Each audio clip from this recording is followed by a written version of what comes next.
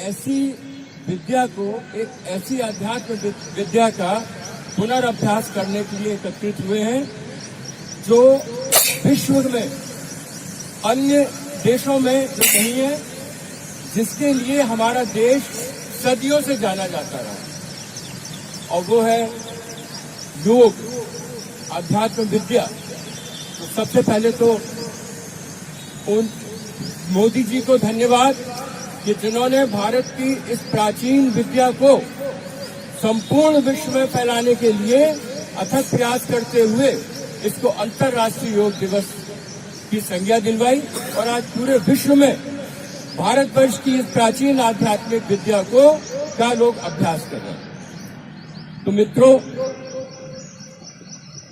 ये योग विद्या महर्षि पतंजलि द्वारा आविष्कृत हुई।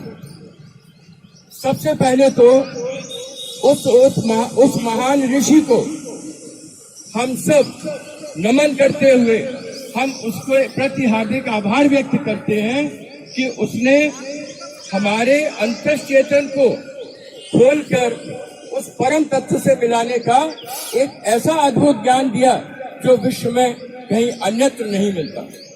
तो उन पतंजलि जी को हम इस कंट्रोवर्सी में नहीं जाएं कि पतंजलि कितने हुए। पतंजलि के नाम से 3 विद्याएं हमारे यहाँ आविष्कृत हुई हैं। सबसे पहला तो 6 शास्त्रों में जो योग शास्त्र है उसके अंतर्गत पतंजलि ने ये योग विद्या, जो आज आप जिसको कहते हैं कि अष्टांग योग, ये आज आप कर रहे हैं, ये आविष्कृत किया।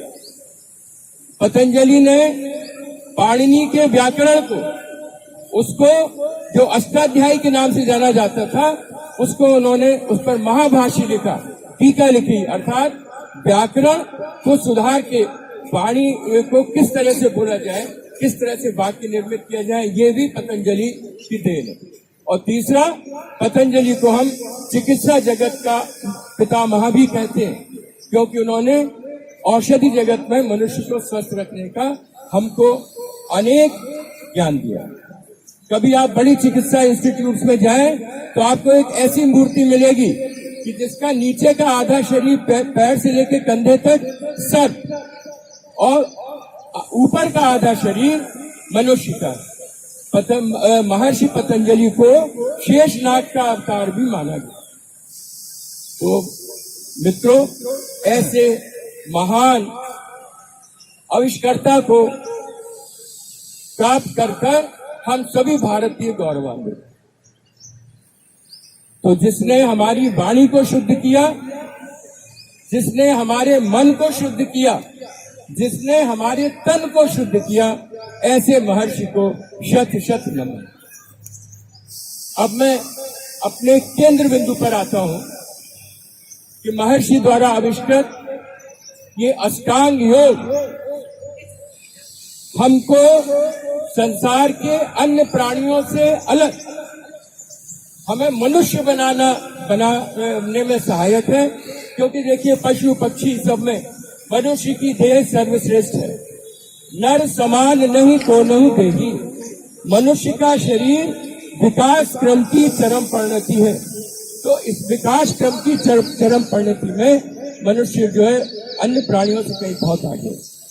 तो इस तरह से पतंजलि ने इस मनुष्य के शरीर की विकास क्रम की चरम परिणति तक बनाए रखने में अपना अपूर्व योगदान दिया, और उन्होंने ये अपना एक अष्टांग योग का सिद्धांत आविष्कृत किया। इस अष्टांग योग के अंतर्गत 8 सीढ़ियां हैं।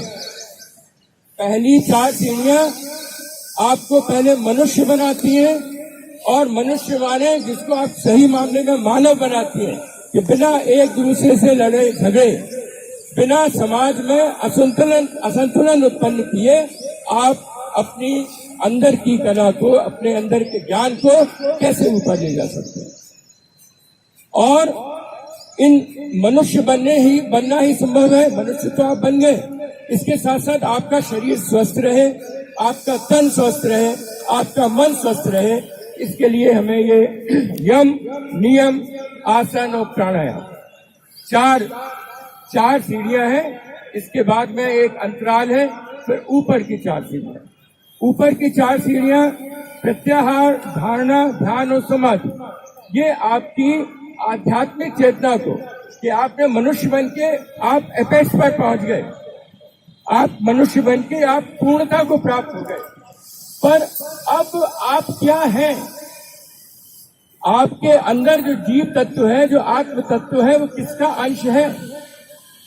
यानी आपके अंतर प्रकाश जो है, जो बाह्य प्रकाश का अंश है, उस बात को व्यवहारिक रूप से, वैज्ञानिक रूप से दिखाने का कार्य पतंजलि ने किया। इतना बड़ा विज्ञान, और इसको सभी ने भोगा। पूरन सु परचा भया, सब दुख में लिया दूर, और निर्मल कीनी आत्मा ताते सदा हजूर। उस कबीर को भी अनुभव हुआ, पूरन से परिचय हुआ।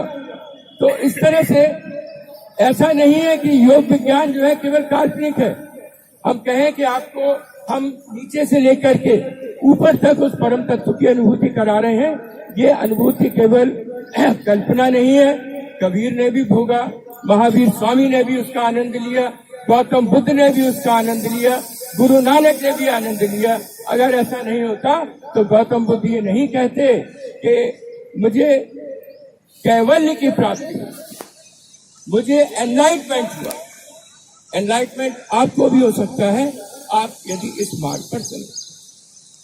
यम 4 सोशल डिसिप्लिन है: सत्य, अहिंसा, अपरिग्रह, अस्तेय और ब्रह्मचर्य।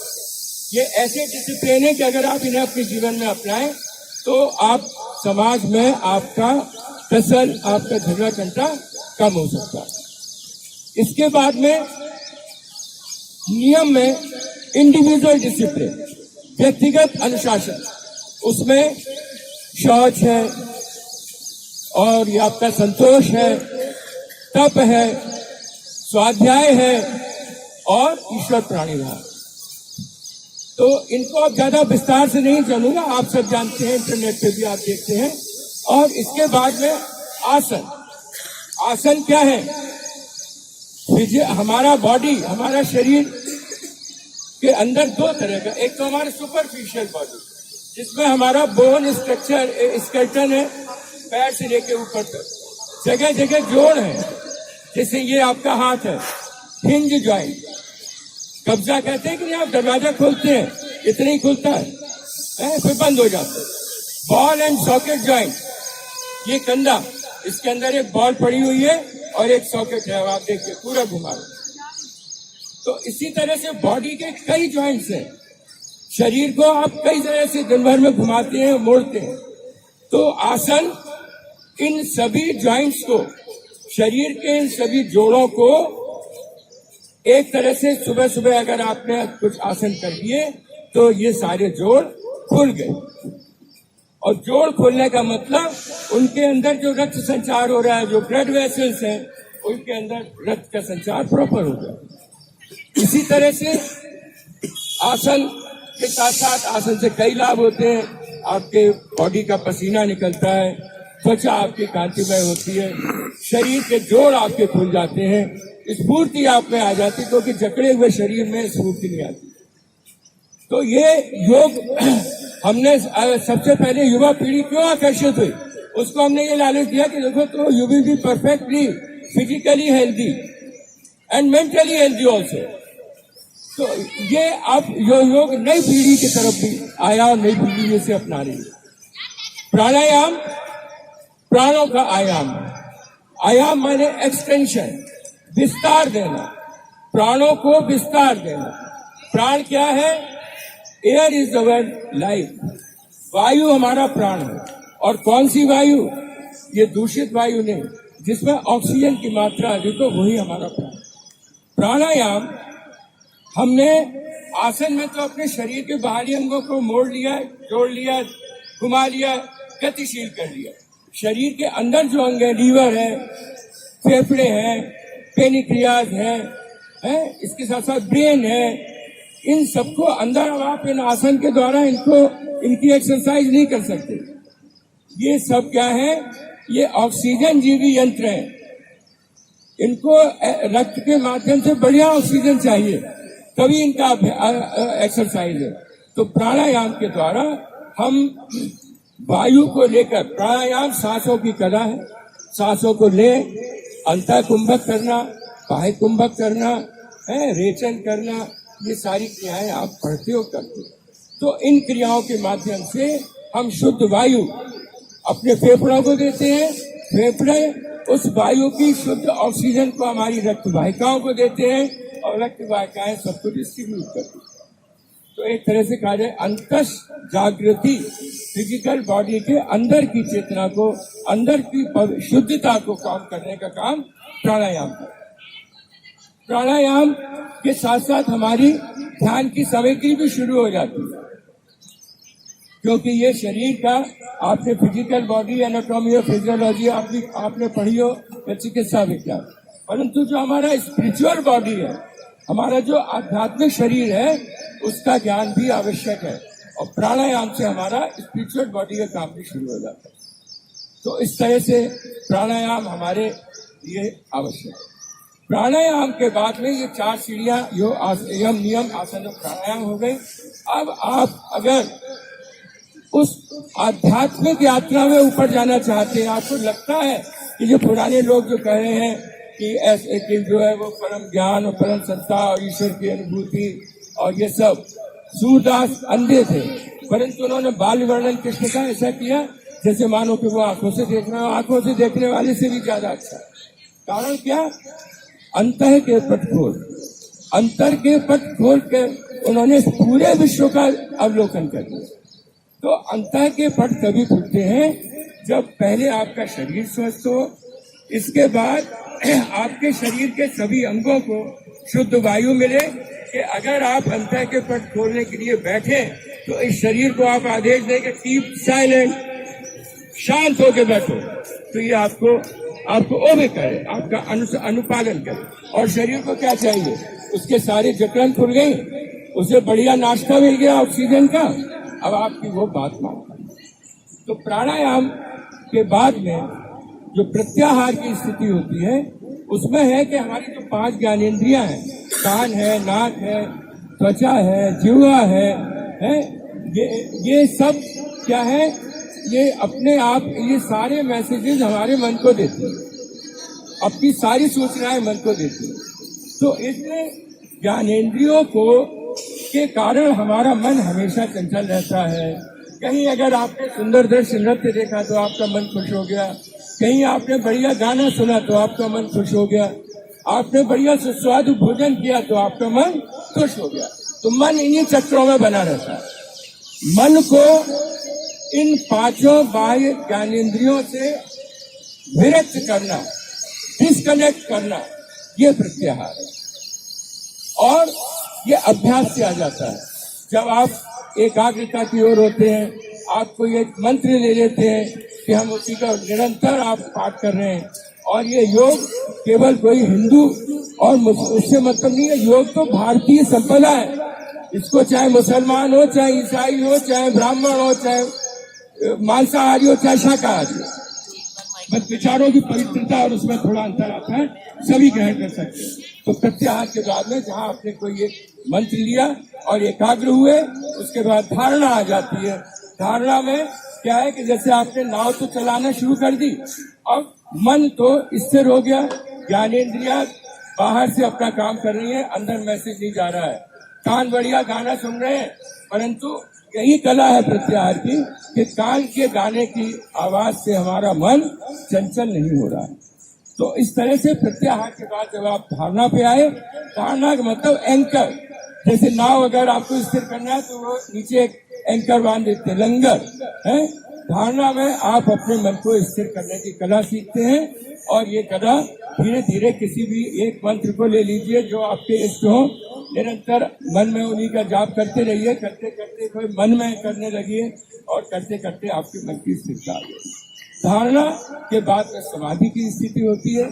आप शरीर के अंदर जो मूलाधार से लेकर के सहस्त्रार तक चक्र हैं, सबसे आसान चक्र है आज्ञा चक्र।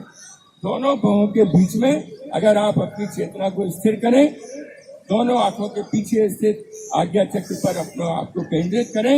इस प्रत्याहार धारणा की स्थिति के बाद तो फिर तो जो आनंद आपको मिलेगा वो आनंद आपको अलग अलग मिलेगा। ऐसा नहीं कि आप कहें मुझे ये लगा, दूसरा कहे मुझे भी अलग। उसका आनंद का तो वही है जैसे जो गूंगो मीठे फल को रस अंतर्गत ही भावे। वो आनंद मैंने भी भोगा है, मैं अपनी भी भोगी बात कर रहा हूँ। मुझे कुछ सेकंड के लिए मिलता है, योगी और ध्यानी उसे कई मिनटों तक उसका आनंद लेते हैं। तो ये ध्यान, और ध्यान के बाद ध्यान में आपको जगत दिख सकता है, आपको प्रकृति दिख सकती है, पहाड़ दिख सकते हैं, नदियां, झरने। आपको रात में बैठे और आपको लग रहा है कि आप इस पार्क में नहीं है, आप एक घने जंगल में बैठे और आपको ऊपर सूरज निकला हुआ चमकता दिख रहा है। दिन में आप बैठे हैं, आपको लग रहा है तारे हैं और चंद्रमा चमका, तो आपको लगने लगता है कि वाकई में इट इज समथिंग न्यू, ये कोई गप नहीं है, ये ध्यान है। तो इस ध्यान की मुद्रा को आप अभ्यास के द्वारा प्राप्त कर सकते हैं और इस ध्यान के बाद धीरे धीरे एक ऐसी स्थिति आती है कि दृश्य जगत धीरे धीरे अदृश्य होता जाता है। आप भी अभी ध्यान तक अपने शरीर को अनुभव कर रहे हैं बंद आंखों से, परंतु वो भी अदृश्य हो जाता है। आप भी कुछ नहीं और आपका प्रकृति और संसार भी, और रहता है निराकार, मतलब एक पूरा यूनिवर्स। और लगता है कि उस आकाश, उस परम आकाश का अंश आप हो गए, और यही योग की चरम स्थिति है। हम इसको बिरले लोग ध्यान के तक तो बहुत से लोग चले जाते हैं समाधि की स्थिति में। अगर हर आदमी जा रहा होता तो भी करोड़ों के नाम आपके सामने आते। आप कबीर को अभी भी याद करते हैं, गुरु नानक को याद करते हैं, गौतम बुद्ध को याद करते हैं, महावीर स्वामी को याद करते हैं, और अभी बहुत से महात्मा हो रहे हैं, कारण क्या वो स्थिति को समझे। तो इस प्रकार से पतंजलि के द्वारा आविष्कृत इस महान आध्यात्मिक कला को केवल आप अपने शरीर को स्वस्थ रहने तक ही सीमित मत रखें। जिस जीवन के उद्देश्य के लिए आप इस पृथ्वी पर आए हैं, जिस मानव योनि में आपने जन्म लिया है, इसका अधिकतम उपयोग करते हुए इन पतंजलि के निर्देशित मार्ग पर चलकर आप अपनी इस अध्यात्म साधना को उठाएं, और फिर तो वही आप कहेंगे कि पूरन सुपरचा भया सब दुख मेरा दूर, और निर्मल कीनी आत्मा ताते सदा। पतंजलि को, हम महर्षि पतंजलि को हार्दिक नमन करते हुए हम मोदी जी को भी धन्यवाद देते हैं कि उन्होंने भारत की इस प्राचीन आध्यात्मिक कला को दुनिया में फैला दिया। जो आध्यात्मिक विश्व गुरु भारत था, लगता फिर से लोग उसे जानने लगे। तो इसके साथ ही मैं अपनी वाणी को विराम देता हूँ। जय पतंजलि, जय योग।